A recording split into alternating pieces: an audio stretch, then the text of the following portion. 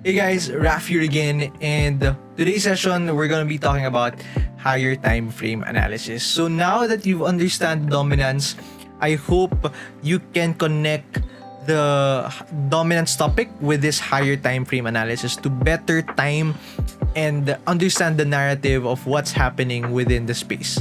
Right? So it's going to be more of charting today, and I expect you guys to have to really practice this concept, right? Because it's really simple yet so powerful. Whenever you're formulating your trading plan, you need to make sure, or one of the things that can give you an edge on your trading plan is the narrative of what's happening, right? And to better understand that question of what's happening, there's a question that you could ask: who is in control, right? At the end of the day, the reason why prices are going up is because people are buying, there are bulls, and the reason why prices are going down, there are bears, right? There are sellers. Is it bulls or bears? That is the question that you need to ask. Who is in control? Is it the bulls or the bears? Now from here, you know if the bulls are in control, that means you should take more long trades.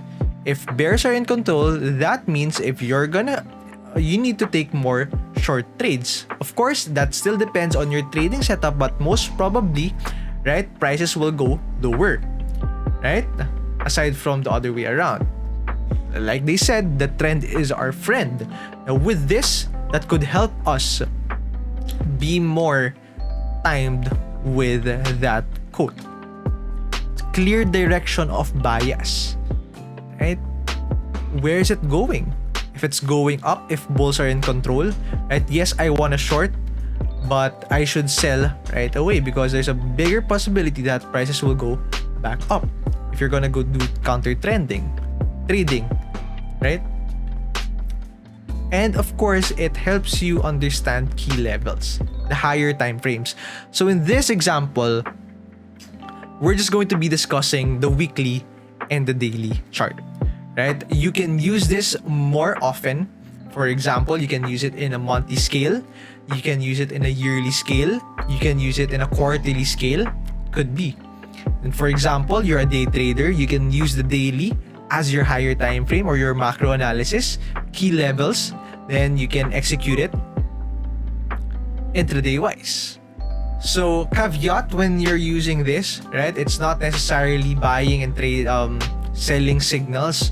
Right? The reason why we're discussing this is to have a clear direction of the bias, to understand who is in control, bulls or bears, and to have certain key levels that could act as triggers to when we can execute or take a look at the certain coin and check if there's a trading setup for us. Right? So let's go into the topic. Here's Bitcoin weekly on the top, right? And Bitcoin daily on the bottom. So what do I mean by higher time frame analysis? Now let's take a look before when Bitcoin broke out of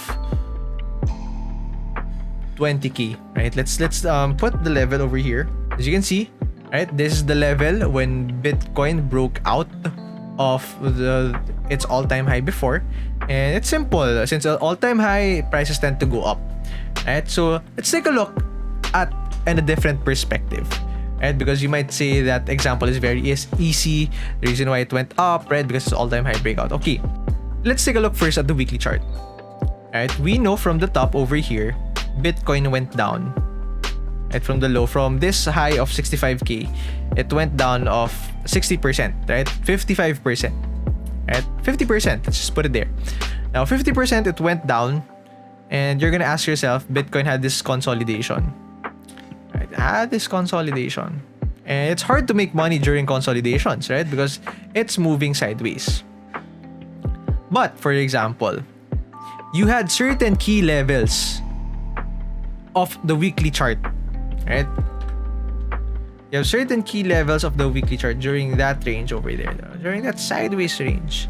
You know when to enter and when to exit to not be caught up in the range. What do I mean by that?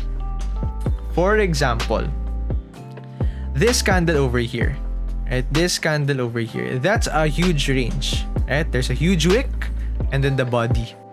Yeah, that's a 25% range. right?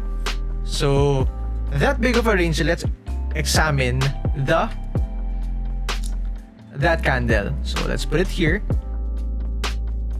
Then let's put where it opened, right? This line over here.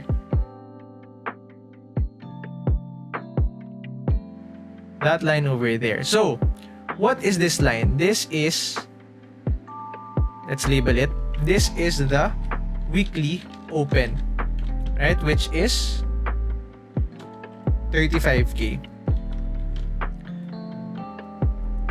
Now we know, since this is the weekly open, if price goes up, then that means for the week that bulls are in control. If prices go down, that means for the day bears are in control.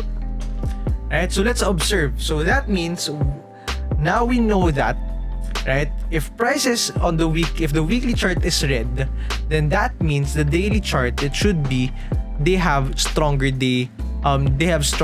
red candles, because the week it's controlled by the bears, right? That means on the daily, since it's the bears control the weekly, that means there's a stronger chance of selling, right? So let's take a look. As you can see, when it opened, right, bang, had a huge sell-off. On the day that it had a huge sell-off. So think of it, when you were shorting during that day, right, when you shorted just the start of the week, because you know, oh, the weekly bears are in control, and then it's Monday, the day is red, so that means there's a possibility that prices will go down. If you shorted that week and you held the following week, right, you could have shorted at least negative, at least 10% of the move, right? And then let's say you've cut, right? That's an easy cut from this. Let's say you took profits, rode it, right? Then you cut over here, right? And you just kept buying. So you just kept buying when it's green for the week, because you know there's an important key level, this 35, this white line over here.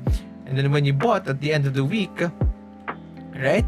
Let's say you just bought on this breakout over here, you could have gained 7%. Right? Hindsight, it could be easy, yes. But what I'm trying to say, this is a ranging market. It's totally more effective when prices are trending, but with this ranging market, it can still give you a glimpse of what to expect during a week. It's the same thing when you look at it in a monthly basis. Plot key levels. These are the key levels that I'm trying to say to you guys, right? Plot where it opens and plot where it changes. That's the key level that you need, whether in monthly, weekly, right, yearly. Those are key levels that, of course, you can use to better time your trades, and you can use to see the macro, so that you won't be choked too much on what's happening on the micro moves. Please do practice this higher time frame. Maybe we can do a longer walkthrough about this, but before we go into that walkthrough, I want you guys to explore the concept first of a higher time frame analysis. Right, to cap it off, number one, who is in control? Bulls or bears? Key levels that you have are the opening, right? The opening of the new week or the closing of the past candle, right? Whether monthly, whether yearly, whether weekly, right? Daily. So those are important key levels. Right, so again, thank you. This is Raf, and I'll see you in the next video.